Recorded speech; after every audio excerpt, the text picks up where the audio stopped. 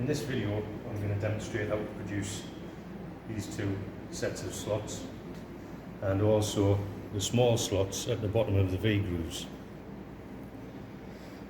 For the purpose of doing this, we're going to use a side and face cutter, which is 80mm diameter and 8mm in thickness. The side and face cutter has been mounted on an arbor so that it can be used to cut slots in the horizontal direction. This cutter is going to be used for cutting the 3mm wide slots in the bottom of the V-grooves.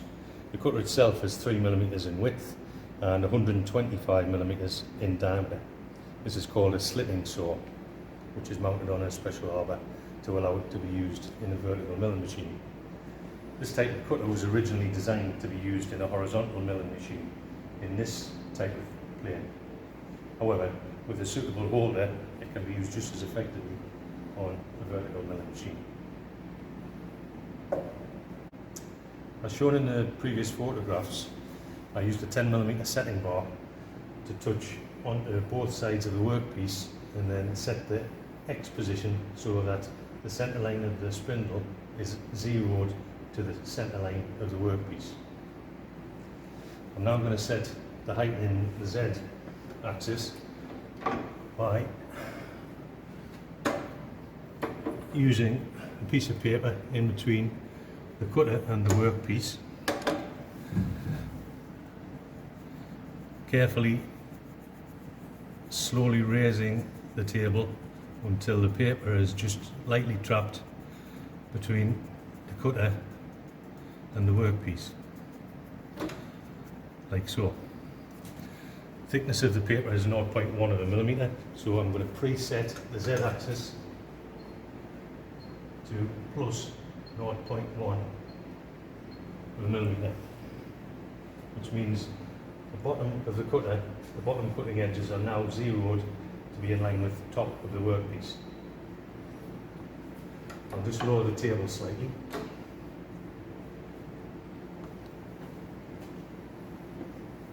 The next thing that I need to do is to move the cutter, move the table so that the workpiece is clear of the cutter,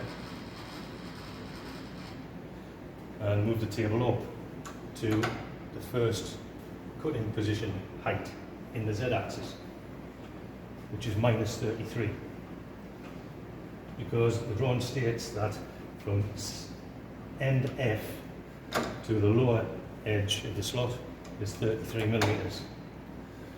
So I will position the Z axis at -33mm.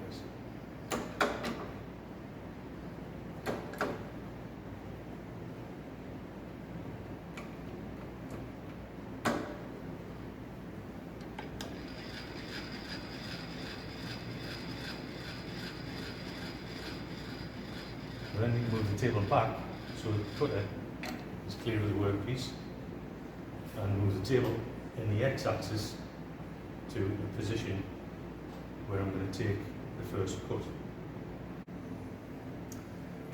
As I previously mentioned, the distance from top face F down to the bottom face of the grooves is 33mm, which is where I've positioned the Z-axis. In the X-axis, I need to position the cutter so that the edge of the cutter is in line with the bottom of the groove. Distance from the centre line to the bottom of the groove in the X direction is 12mm. I need to add the 12mm onto half of the diameter of the cutter, which is 80mm, so half the diameter is 40. 40 plus 12 will be the X position where the edge of the cutter is in line with the bottom of the slot.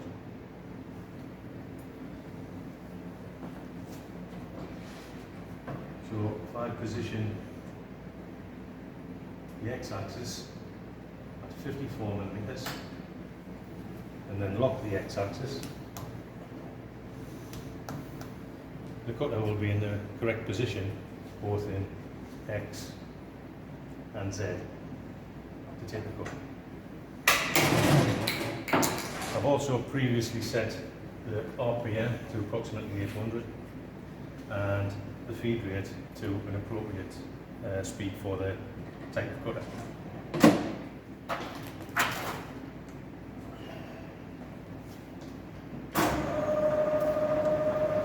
I'm now going to start the feed.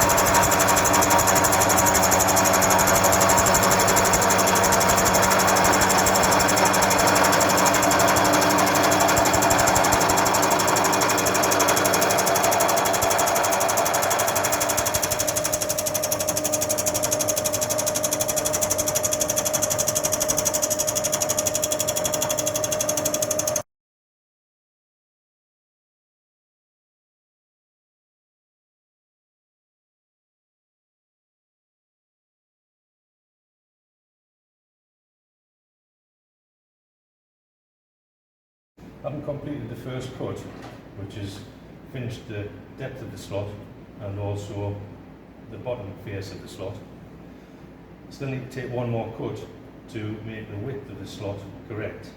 The cutter width is 8mm, the slot width needs to be 10mm.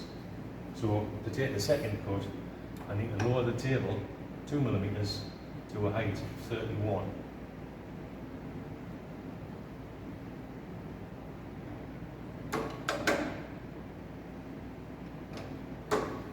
I'll then start the spindle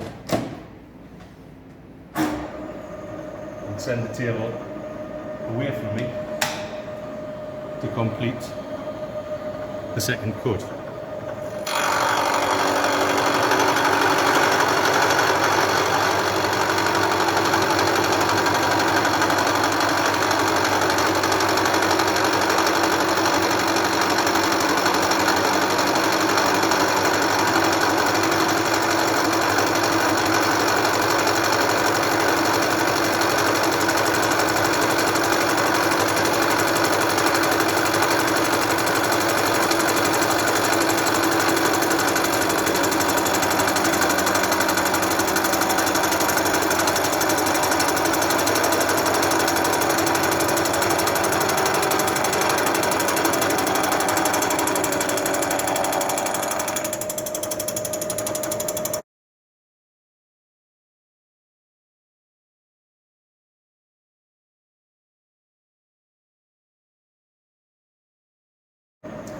I've now set the X and Z positions correctly to do the second cut, which is the slot on the left hand side as we're looking at it, which is X minus 52 and Z minus 33. I'm now going to set the feed.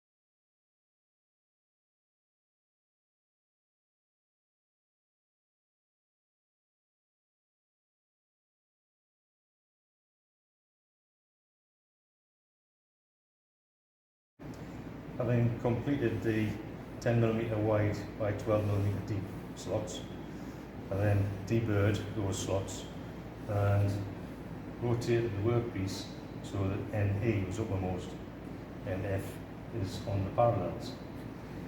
Pushed the workpiece up against the side stop, which means that the X0 position is still the same and can be used for this cutter.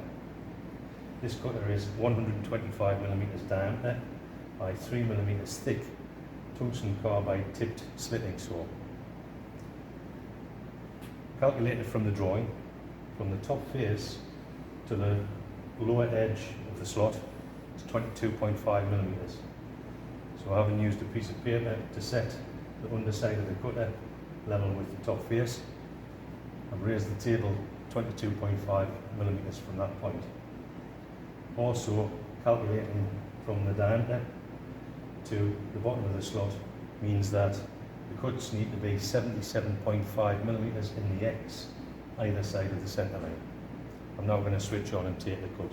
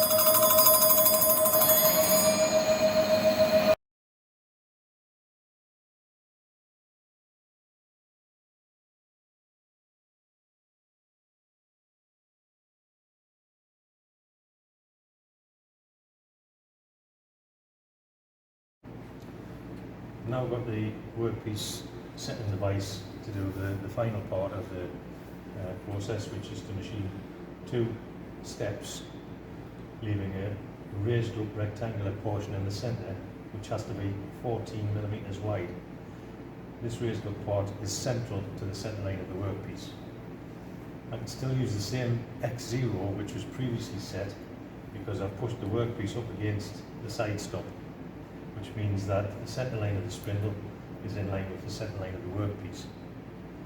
In order to find the position in X, either side of the centre line, that I need to set the cutter to, I would add the diameter of the cutter onto the width of the central piece and divide by 2.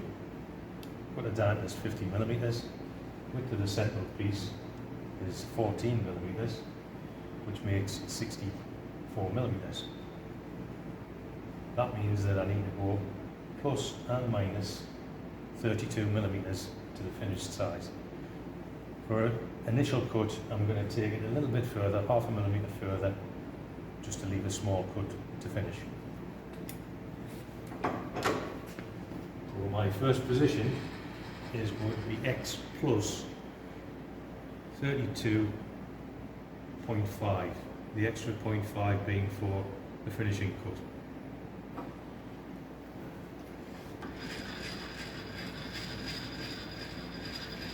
Now moving the machine to a position where the cut is clear in the y-axis. The depth of the 2 cutouts is 7mm, so having already set Z0 with the cutter on the top of the workpiece, if I wind the table up to a position of Z minus 7, that will be correct.